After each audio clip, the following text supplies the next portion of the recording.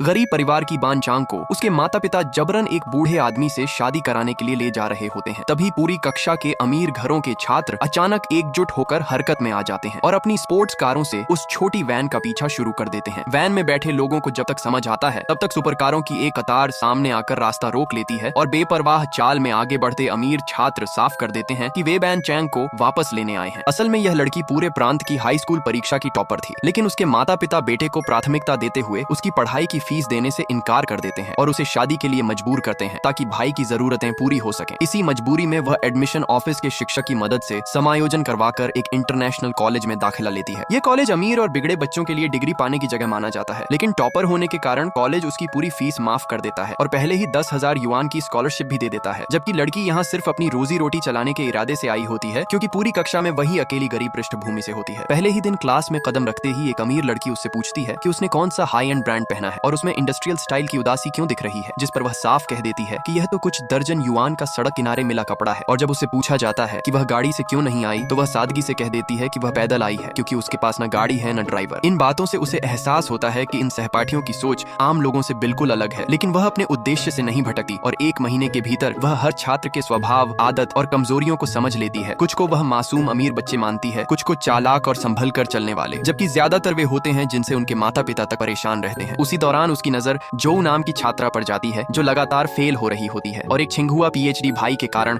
विरासत खोने के कगार पर होती है। तब बानचांग अपना टॉपर होने का सच सामने रखकर उसे 30 दिनों में सभी विषय पास कराने का वादा करती है और रोज 1 घंटे की ट्यूशन तय होती है। वह सख्त तरीकों की जगह झो की जिद और आत्मसम्मान को समझकर पढ़ाती है, जिससे झो खुद मेहनत करने लगती है और मासिक परीक्षा में बानचांग के अलावा अकेली वही छात्रा होती है जो सभी विषयों में पास हो जाती है। यह नतीजा देखते ही पूरी क्लास हैरान रह जाती है और क्लास क्वीन को छोड़कर बाकी सभी छात्र उसे ट्यूटर बनाने की होड़ में लग जाते हैं। फीस सैकड़ों से $1000 प्रति घंटा तक पहुंच जाती है, लेकिन इसी बीच क्लास क्वीन की नजर उस पर टिक जाती है। छुट्टी की घंटी बजते ही क्लास क्वीन उसे टॉयलेट में रोककर बताती है कि जो उसका बचपन से तय मंगेतर है और उसे पास करवाकर बानचांग ने उसे घर में शर्मिंदा कर दिया है, इसलिए वह उसे भी पढ़ाने का आदेश देती है और यह रिश्ता गुप्त रखने को कहती है। यहाँ तक कि स्कूल के पास एक विला भी दिला देती है। बानचांग को लगता है कि जिंदगी अब संभल रही है, तभी उसका पिता अचानक आकर उसे 3,88,000 युआन के बदले पड़ोस के गांव के कुंवारे से शादी के लिए जबरन गाड़ी में बिठा लेता है। यह दृश्य झो देख लेती है और क्लास ग्रुप में मदद का संदेश फैल जाता है।